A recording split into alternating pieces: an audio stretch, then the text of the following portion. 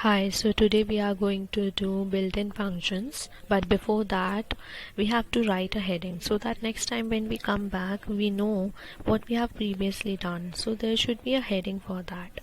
So for in that case you have to click on the cell where you want to add the heading and then go to the code and just click on heading, and here click on OK, and it will give you a hash, and you have to write here the built-in function or whatever heading that you want to give. Built-in function. So this will give us, and click shift plus enter, and now you can see a bold heading here. So let's start with the built-in function. The functions are the actions or the methods that we can actually use in our codes. There are very complex functions that we can also make, but starting with the simple ones, which are the built-in functions. That is the first one. When we write a string, normally say hello and click shift plus enter, it will bring out the result as hello with us with single quotes, right? But there is a print function that we can use here. This print function is an inbuilt function which gives us the output. Say again we type here hello and we print shift plus enter,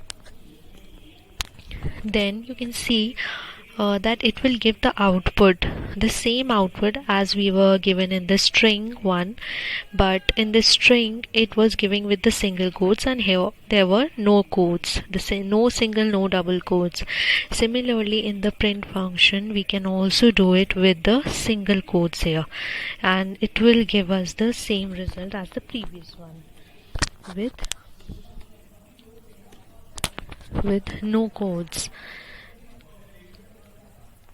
And now the next function that we are going to use is the length function, which is given by len function. So here if we write, if we take print, or we can say normally length of the word, say hello world, hello world, and shift plus enter, then it will tell us how many letters are there.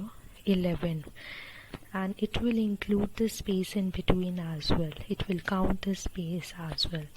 Similarly, the print function can also be used with numbers. If we say 5 plus 6, so how does this print function is used?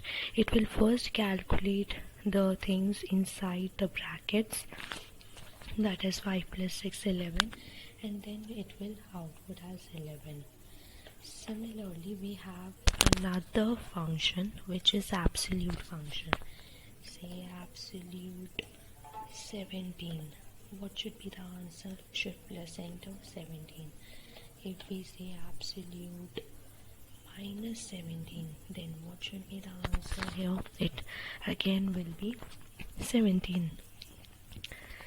Now the next function that we have is type function.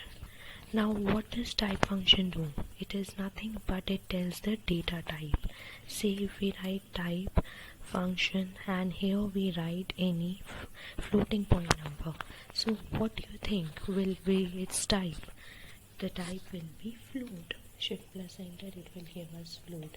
Similarly, if we do for only an integer, say 15, the type will be integer. And if we do it for say a word, say hello, it will give, what is this? This is string, which is given by str. Now again one more function is given, that is round function. There are many functions given on the website of Python, you can see, but I am just illustrating it as which are the main ones which are used very frequently. So the round function, it gives, say if we say 19.9, it will round off the value. So the answer will be of course 20. If we round off it to say 19.5, then the answer should be again 20. If it is 4, then it will be 19. So this is the round function, providing us the nearest integer that we have done in the mathematics. Now this is an interesting function, which is the max function. Now what does this max function do is, it will provide us the maximum value of all. Say if we use this max function, say if we write 5, 6, 7, 22, 8. Now shift plus enter and we'll get 22. It will find out. This max function is an inbuilt function which finds out the maximum element. Similarly, we can have the minimum function. Say min